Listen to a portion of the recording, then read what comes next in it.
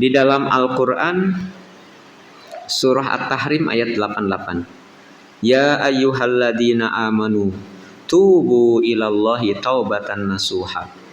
Ya, jadi beristighfar plus dengan taubat ya. Wahai orang-orang beriman, bertaubatlah kalian kepada Allah dengan sebenar-benarnya taubat. Ya, At-Tahrim ayat 8 ya. Tubu ilallahi taubatan nasuha, bertaubatlah kalian dengan taubat yang sebenar-benarnya. Asa rabbukum ayyukaffiru ankum sayyi'atikum. Semoga saja dengan kalian bertaubat itu Allah akan menutup, menghapus ya terhadap kalian kejahatan-kejahatan kalian. Wa yudkhilkum jannatin tajri min tahtihal anhar, dan Allah juga akan memasukkan kalian ke dalam surga-surga yang mengalir di bawahnya sungai-sungai. Nah, itu surah apa?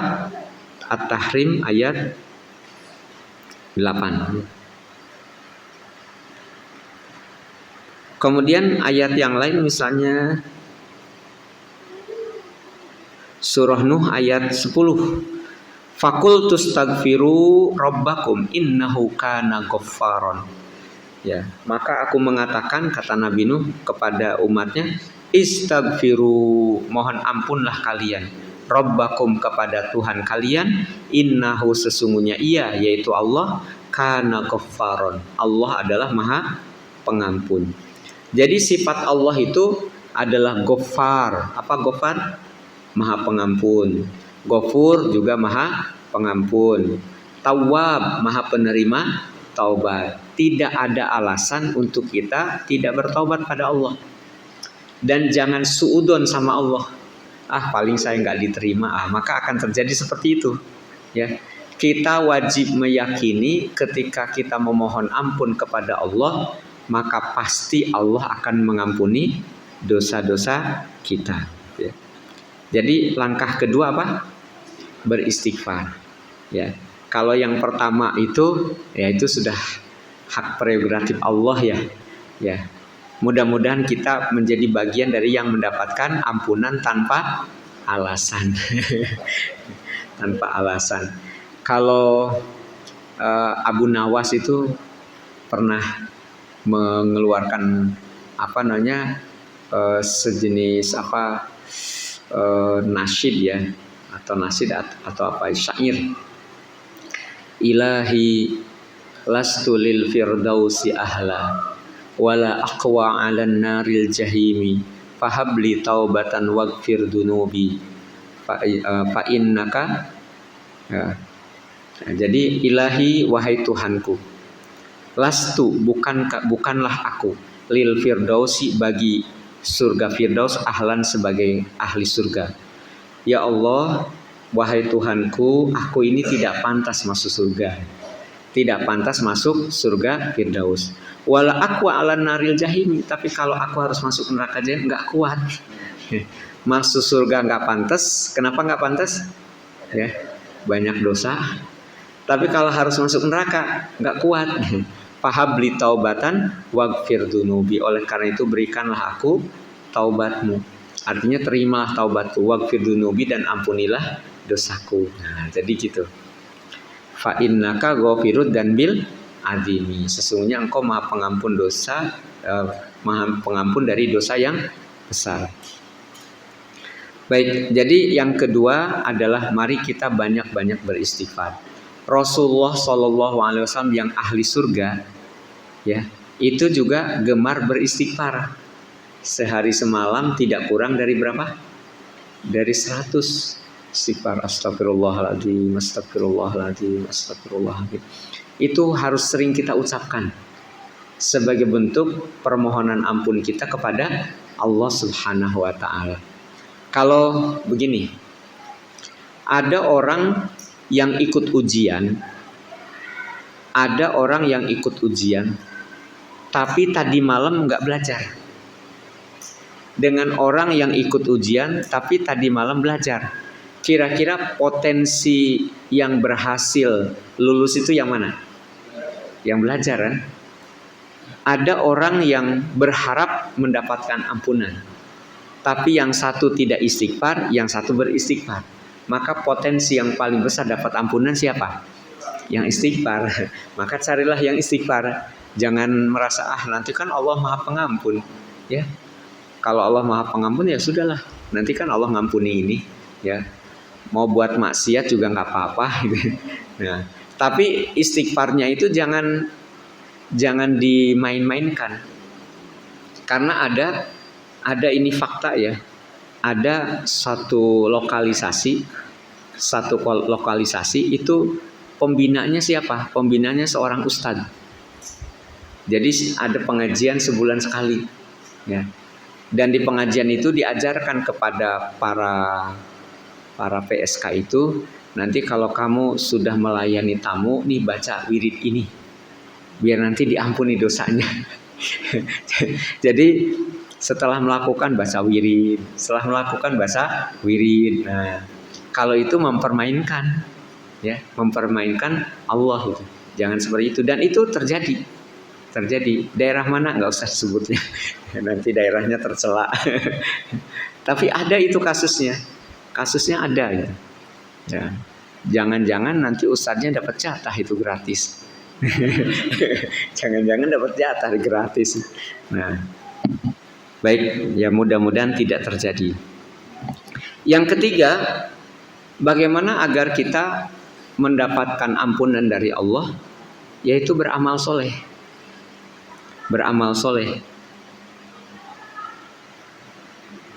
Kenapa? Kalau di dalam surah Hud ayat 114, Innal hasanati, sesungguhnya kebaikan-kebaikan itu yudhibnas sayyi'at, akan menghilangkan keburukan-keburukan. Kalau kita dulu pernah berbuat dosa, maka kita beristighfar atas dosa itu dan kemudian kita melakukan melakukan upaya untuk menebus dosa itu dengan sering sedekah. Jadi orang yang punya kemampuan materinya, sering sedekah ya, sedekah lagi, dan sedekahnya tidak sedikit-sedikit ya, banyak gitu ya, sedekah. Maka insya Allah lambat laun dosa-dosa kita bisa bisa terhapus dengan sedekah itu. Makanya jangan merasa rugi dengan sedekah, karena di situ akan ada pahala dan akan menghilangkan dosa-dosa. Dan bukan hanya sedekah, semua kebaikan. Kalau kita misalnya ketemu sama orang, senyum, ya, orang senang tidak? Kalau kita ketemu orang dan kita senyum, kira-kira senang tidak? Senang. Nah, maka dalam hadis tabassumuka li ahika laka sodakotun, senyummu terhadap saudaramu adalah sedekah. Nah, itu ya.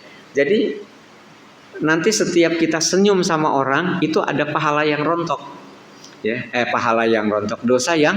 Dosa yang rontok, nggak tahu dosa yang mana itu ya. Ya, tapi ada dosa yang rontok. Kenapa? Itu bagian daripada amal soleh. Ya. Atau misalnya ada orang yang ahli puasa, silahkan. Ada yang ahli sholat, ahli tahajud, silahkan. Ada yang ahlul ilmi, ya. Kemudian berbagi ilmu, itu juga bagian daripada amal soleh. Nah, maka silahkan, insya Allah itu akan mengampuni dosa-dosa kita. Ya, innal hasanati yudhibnas sayyi'at. Tapi ada orang-orang yang cerdas, ya, orang-orang yang cerdas. Contoh gini, kalau kita melaksanakan sholat tahajud, pahalanya yang akan kita terima sholat itu saja atau terus menerus? Sholat itu saja. Setelah selesai ya sudah. Dan nanti kita pun di akhirat ya sholat itu tidak berkembang, udah itu saja. Tapi ada satu pahala yang sekali kita mengerjakan itu terus menjadi investasi akhirat, passive income. Ya, namanya apa? Passive income, investasi akhirat. Dan itu apa? Banyak gitu. Contoh misalnya membangun masjid. Maka selama masjid itu digunakan, maka selama itu pula setiap orang sholat di situ pahalanya dikirim ke yang meninggal dunia, yang membangun masjid itu. Sangat mungkin tadinya orang itu ahli maksiat, nanti dibangkitkan oleh Allah di alam barzah sudah bersih dari dosa. Kenapa? Karena dia dikirimi apa? Pahala terus. Maka orang meninggal dunia itu belum final. Ya, belum final. Masih ada hitungan-hitungan. Ya. Maksudnya gini, kalau orang yang pernah membuat kebaikan, ya, dan kebaikan itu terus, ya, mengalir, ya, maka akan terus terkirim kemana? Ke orang yang meninggal itu. Ya. Tetapi juga sama, ya, orang-orang yang membuat kejahatan, ya, orang-orang yang berbuat kejahatan itu juga sama, nanti akan dikirimi dengan, maksudnya kejahatan yang ditularkan. Misalnya, Pak, ayo mabok yuk Pak, yuk. Tak ajarin cara maboknya gimana. Wah, diajarin dan sebagainya. Akhirnya lama-lama Bapak jadi kebiasaan. Maka selama orang yang dipengaruhi untuk mabok itu terus mabok-mabokan, maka pahala dosanya ngalir terus itu, catatan buruknya. Nah, jadi di alam barzah itu belum final, ya, belum selesai. Nah, maka orang yang cerdas itu berusaha sekuat mungkin punya passive income. Salah satunya membangun masjid misalnya. Tetapi ada yang lebih cerdas lagi. Antara bangunan masjid dengan tanahnya lebih awet mana, Pak? Tanahnya, ya. Kalau bangunan masjid 20 tahun diapakan? Dirobohkan, ganti baru gitu kan. Tapi kalau tanahnya selama-lamanya tidak akan pernah berubah, tidak akan pernah habis. Bolehlah bangunan itu berganti-ganti, tapi tanahnya tetap itu. Nah, makanya orang yang orang yang mewakafkan tanah itu luar biasa, gitu ya. Nah, jadi nanti bagi Bapak Ibu yang ingin ikut membebaskan tanah, ya, kita ini punya tanah nih yang belum dibebaskan, yang di bangunan belakang itu, ya. Pemiliknya minta 250 juta. Nah, itu masih termasuk murah kalau dibanding itu, ya. Nah, jadi yang timur masjid ini, ya. Ya, kalau mau ada yang berwakaf, ya. Tapi wakaf itu tidak hanya masjid, tidak hanya juga untuk pesantren. Tapi wakaf itu bisa juga gini, misalnya contoh. Para bapak punya sawah. Kemudian sawah itu diakadkan wakaf. Saya wakafkan sawah ini untuk disalurkan hasilnya kepada anak-anak yatim yang miskin, karena tidak semua yatim miskin, ya, karena yatim tapi miskin, anak-anak yatim di panti asuhan ini misalnya. Maka tanah itu tidak boleh dijual oleh siapapun karena sudah diwakafkan. Dia hanya berhak dikelola, untuk hasilnya diserahkan kepada anak-anak yatim. Itu juga wakaf. Jadi wakaf itu tidak mesti harus masjid, ya. Wakaf itu juga berbentuk sawah, berbentuk kebun. Saya punya kebun, saya wakafkan kebun ini untuk aktivitas dakwah, ya, yang dikelola oleh misalnya Muhammadiyah, yang dikelola oleh NU misalnya, yang dikelola oleh Al-Irsyad misalnya, ya. Tapi itu tidak boleh dijual dan tidak boleh dipakai bangunan, tapi dipakai untuk produksi, yaitu buah-buahan ataukah makanan dan sebagainya, yang nanti hasilnya diserahkan untuk aktivitas dakwah. Nah, itu bisa begitu. Atau yang hebat lagi, kalau para bapak punya uang, lihat ada lokasi kampung yang tidak punya jalan. belilah tanah seakses jalan itu. Maka ketika menjadi jalan, setiap hari orang lewat, maka setiap hari pahala ngalir.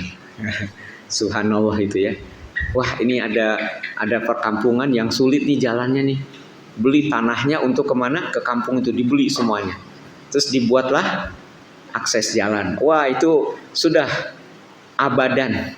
Selama dunia masih ada, selama jalannya masih ada, orang yang pakai motor, orang yang jalan kaki, orang yang apapun lewat situ, pahalanya dilempar ke siapa? Ya, ke yang buat jalan itu. Jadi jangan rugi, Pak. Kalau misalnya rumah kita kepotong oleh jalan, sebenarnya jangan rugi. Lebih rugi diganti rugi, Pak. Betul. Misalnya diganti rugi nilai berapa? Itu lebih rugi dibandingkan dengan diserahkan untuk apa? Untuk jalan umum. Tapi bukan proyek tol ya. Kalau proyek tol mah kan itu bisnis ya. Ya, itu kan milik siapa itu? Milik orang lah itu ya. Bukan milik umum. Nah, maksud jalan tuh milik umum. Ya, milik umum, bukan milik pengusaha kapitalis gitu ya. Ya, jadi milik umum. Atau misalnya kita punya harta, terus ada satu kampung yang tidak ada air dan tidak ada WC, tidak ada kamar mandi, mereka ke sungai. Dah, buatkan kamar mandi, buatkan WC, buatkan sumur di situ. Dan mereka nanti masyarakat mandi di situ dengan diatur putra mana, putri mana. Wah, itu ngalir terus itu. Kalau bangunannya hancur, tapi kan sungainya, airnya kan tetap ngalir, tetap bisa dimanfaatkan. Nah, itu ngalir terus tuh, subhanallah. Banyak kok ladang pahala yang akan mengalir, gitu ya.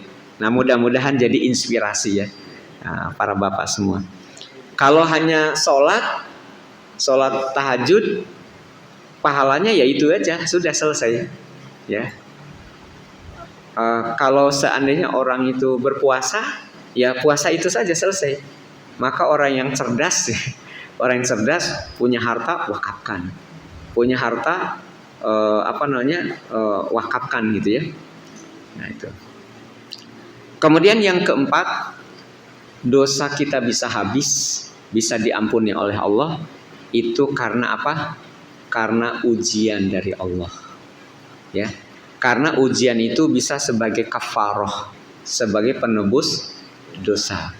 Jadi ujian itu ya terutama yang ujian yang tidak menyenangkan ya. Ujian itu contoh apa? Kemiskinan. Ya. Kalau kita diuji oleh Allah dengan miskin, tapi kita sabar, kita ikhlas, kita mengikuti ritme kehidupan yang diatur oleh Allah. Kalau ingin berusaha, usaha yang halal dan sebagainya, maka insya Allah itu menebus